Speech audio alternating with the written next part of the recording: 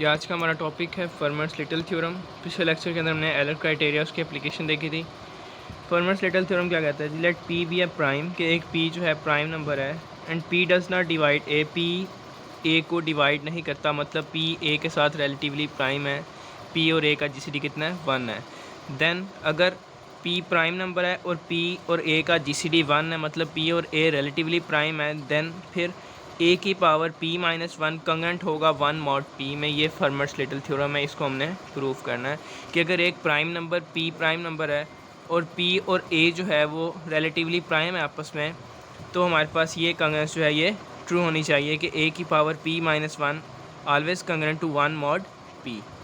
Proof देखते हैं इसका। प्रूफ हमने लेट कर लिया जी, a और p का जो हमें गिवन था ऊपर कि p और a does not divide a, ठीक है। p a को डिवाइड नहीं करता, मतलब p और a क्या है, रिलेटिवली प्राइम है, उनका जीसीडी कितना है, 1 है। Let us consider quadric congruences. हमने एक क्वाड्रिक कंग्रेस कंसीडर की, क्या थी जी, क्वाड्रिक कंग्रेस मॉड पी के अंदर क्या होती है, X square congruent A mod P. इसकी दो ही पॉसिबिलिटीज़ हैं, या तो सोल्यूशन एग्जिस्ट करता है या सोल्यूशन एग्जिस्ट नहीं करता। अगर करता है तो दो सोल्यूशन एग्जिस्ट करते हैं, अगर नहीं करता तो कोई भी नहीं करना। हमने यहाँ पे कहते हैं कि अगर इसका सोल्यूशन एग्जिस्ट कर रहे हैं तो दो कर रहे हैं, ठीक है। और दो पॉसिबिलिटीज़ कौन सी थी, अगर सोल्यूशन एग्जिस्ट करता था तो कंग्रेस हमारे पास क्या थी, डिरिचलेट थ्योरम में देखा था कि a की power p minus 1/2 congruent to 1 mod p। इसे हमने इक्वेशन नंबर 1 का नाम दे दिया कि अगर सोल्यूशन एग्जिस्ट करेगा तो हमारे पास ये वाली कंग्रेंस जो है ये ट्रू होती है। और अगर सोल्यूशन एग्जिस्ट नहीं करता तो हमारे पास क्या होता है कि a की power p minus 1/2 congruent to -1 mod p। यही दो पॉसिबिलिटीज़ हैं कि अगर हमारे पास एक क्वाड्रिक कंग्रेंस गिवन है, ठीक है, तो उसको या तो सोल्यूशन एग्जिस्ट करेगा, अगर सोल्यूशन एग्जिस्ट करेगा तो ये वाली कंग्रेंस ट्रू होगी, और अगर सोल्यूशन एग्जिस्ट नहीं करेगा तो हमारे पास ये वाली कंग्रेंस ट्रू होगी, ठीक है।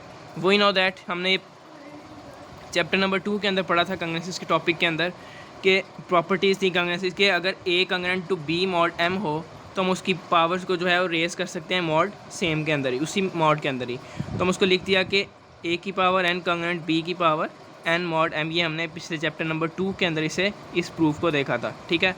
तो हम इस चीज़ को यूज़ करते हुए हम क्या कहेंगे, बाय स्क्वेयरिंग इक्वेशन 1 एंड 2 के हम इक्वेशन 1 और 2 जो हमने बनाई थी इनका स्क्वेयर करते हैं बोथ साइड, ठीक है। हमने इन दोनों इक्वेशंस का स्क्वेयर किया। इक्वेशन नंबर 1 क्या कीजिए, a की पावर p माइनस 1/2 का स्क्वेयर किया, ये 2 से कैंसिल हो गया तो बाकी बच गया a की power p minus 1 congruent to 1, ठीक है, मॉड p। और दूसरी इक्वेशन जब हमने इसका स्क्वेयर किया तो इसका भी नीचे 2 जो डिनोमिनेटर में है वो स्क्वेयर के साथ कट गया, और बाकी -1 का स्क्वेयर कितना आ गया, 1 ही आ गया, ठीक है, मॉड p। तो हमने यही हमें चीज़ रिक्वायर्ड थी कि अगर हमारे पास एक कंग्रेस क्वाड्रिक कंग्रेसेस गिवन हो और p और a क्या हों, रिलेटिवली प्राइम नंबर्स हों, तो हमारे पास जो कंग्रेस होगी वो ये बनेगी कि a की power p minus 1 congruent to 1 mod p, ठीक है। ये हमारे पास क्या आ गया, फर्मर्स लिटिल थ्योरम आ गया। इसके बाद अगर हम इसको देखें, इसी को ज़रा इसी इक्वेशन को अगर हम रीअरेंज करके देखते जाएं, ठीक है, तो हमारे पास वो क्या रिलेशंस बनते हैं। थ्योरम हमारा वहाँ तक प्रूव हो गया। अब हम आगे इसी इक्वेशन को रीअरेंज कर रहे हैं जो हमने फर्मर्स लिटिल थ्योरम की बनाई है। क्या थी जी, a की power p minus 1 to congruent 1 mod p। हमने कहा multiplying a on both side. ये भी हमने चैप्टर नंबर 2 के अंदर पढ़ा था कि हम एक कंग्रेस को यहाँ भी किसी c के साथ कांस्टेंट के साथ मल्टीप्लाई करवा सकते हैं, और यहाँ भी हम बोथ साइड मल्टीप्लाई करवा सकते हैं, ठीक है। तो हमने क्या लिखा, a की power p minus 1 congruent a mod p, ठीक है। हमने दोनों साइड a से मल्टीप्लाई करवा दिया तो हमारे पास ये कंग्रेस बन गई। अब इसे बेसिस से मैं पावरें जमा की तो हमारे पास a की पावर p बन गई congruent to a mod p, ठीक है। एक हमारे पास चीज़ ये आ गई, और अगर हम इस a को इधर ले जाएं तो क्या बनेगा, a की power p minus a congruent 0 mod p। तो इससे हमारे पास क्या चीज़ बन रही है कि p डिवाइड्स a की पावर p माइनस a। ये अगर हम इस इक्वेशंस को फर्मर्स लिटिल थ्योरम की ओरिजिनल इक्वेशन को अगर हम रीअरेंज करें तो हमारे पास ये 2-3 इक्वेशंस बनती हैं जो आगे हमें क्वेश्चन सॉल्व करने में मदद देती हैं, ठीक है। तो हम इसकी एग्जांपल्स देखते हैं कि हम फर्मर्स लिटिल थ्योरम को कैसे क्वेश्चंस के अंदर यूज़ कर सकते हैं और कैसे हम उन कंग्रेसेस का सोल्यूशन फाइंड कर सकते हैं। मतलब यहाँ पे जो सोल्यूशन होता है b की वैल्यू फाइंड करनी होती है, हम वो कैसे फाइंड कर सकते हैं, ठीक है। एग्जाम्पल है जी, 2 की power 5 congruent to what mod 5। हमने यहाँ पे नंबर देखना है कि किस 2 की पावर 5 ऐसा कौन सा नंबर जो मॉड 5 के अंदर कंग्रेंट होगा। अभी हमने पीछे फर्मर्स लिटिल थ्योरम पढ़ा है, हमने देखा था कि 2 a और p क्या होने चाहिए, रिलेटिवली प्राइम नंबर्स होने चाहिए, तब भी हम इसको यूज़ कर सकते हैं। तो a और p क्या है, रिलेटिवली प्राइम है, 2 और 5, ठीक है, इनका जीसीडी 1 है। बाय यूजिंग a की power p congruent a mod p, ये हमने फर्मेट लिटल थ्योरम की ही जो हमने इक्वेशंस को रीअरेंज रख किया था, ठीक है। तो हमारे पास यही चीज़ बनी थी ऊपर, ये वाली इक्वेशन ए की power p congruent to a mod p, ठीक है। जब हमने ए को बोथ साइड मल्टीप्लाई करवाया था तो हमारे पास ये इक्वेशन बनी थी।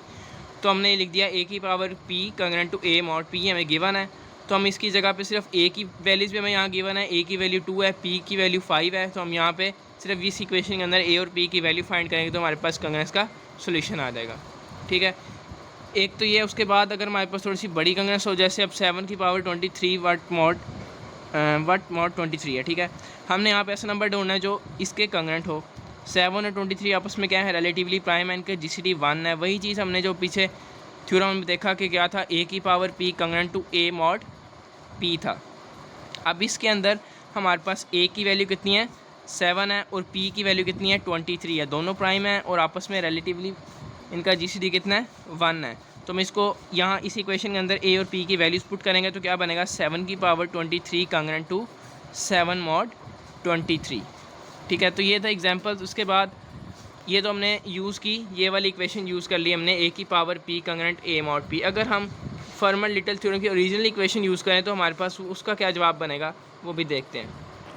तो अगर हम फर्मेट लिटल थ्योरम की ओरिजिनल इक्वेशन यूज़ करें तो हमारे पास इक्वेशन वही है, कंग्रेंस वही गिवन है, 7 की power 23 congruent to what mod 23। According to Fermat little theorem हमारे पास फर्मेट लिटल थ्योरम क्या है जी, ए की power p - 1 always congruent to 1 mod p। A की पावर यहाँ पे ए की वैल्यू कितनी है, 7 है, और p की वैल्यू कितनी है, 23 है। ये दोनों आपस में रिलेटिवली प्राइम नंबर्स हैं। ए जो है वो p जो है वो ए को डिवाइड नहीं करता, ठीक है। तो हम इसको फर्मेट लिटल थ्योरम यहाँ पे यूज़ कर सकते हैं। हमने यहाँ पे इस इक्वेशन के अंदर जो फर्मेट लिटल थ्योरम की हमें इक्वेशन गिवन है, यहाँ पे हम ए और पी की वैल्यूज़ पुट करेंगे। ए की वैल्यू कितनी थी, 7 थी, पी की value 23 - 1, p - 1 23 - 1 congruent to 1 mod 23, यही हमें गिवन था। यहाँ पे हमें लिखा क्या बन गया, 7 की पावर 22 कंग्रेंट 1 मॉड 23। या तो इसका सोल्यूशन ये भी बन सकता है कि 7 की पावर 22 1 मॉड 23, या हमारे पास जो हमने पीछे भी देखा कि 7 की पावर 23 कंग्रेंट टू 7 मॉड 23, ये भी ठीक है, वो भी ठीक है, ठीक है।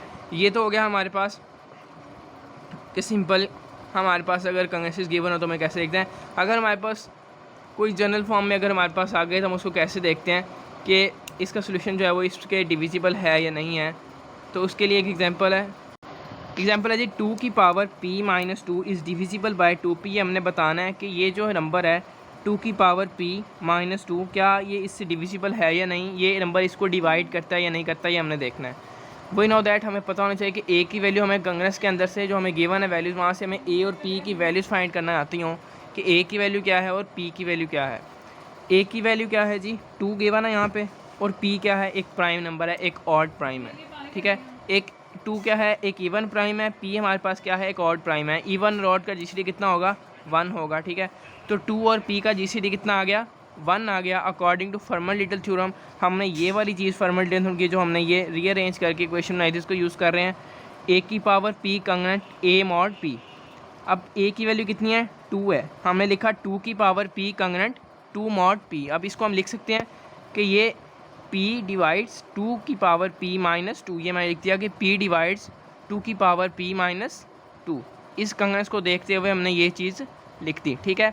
इसके बाद अगर ये 2 की पावर p है, मतलब किसी इवन की पावर कोई भी हम कर दें तो हमारे पास क्या नंबर आएगा, इवन ही आएगा। फिर इवन के अंदर से हम इवन को ही सब्ट्रैक्ट करेंगे तो हमारे पास जवाब क्या आएगा, एक इवन आएगा। और हर इवन नंबर को 2 जो है वो डिवाइड करता है, ठीक है। तो हम कह सकते हैं 2 डिवाइड्स 2 की power p - 2। Now we know that हमने ये चैप्टर 1 के अंदर पढ़ा था डिविजिबिलिटी की प्रॉपर्टीज़ के अंदर कि अगर a b को डिवाइड करता है, c भी b को डिवाइड करता है, तो a c जो है वो दोनों b को डिवाइड करेंगे, इन दोनों की प्रोडक्ट जो है वो b को डिवाइड करेगी।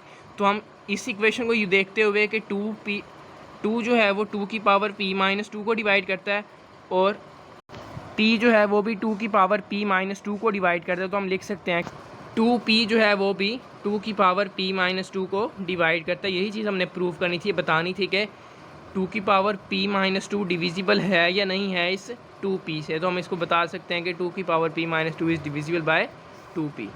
तो ये था आज का हमारा लेक्चर कि फर्मेट लिटल थ्योरम क्या है, उसको हम कैसे कैसे और कहाँ कहाँ यूज़ करते हैं, ठीक है।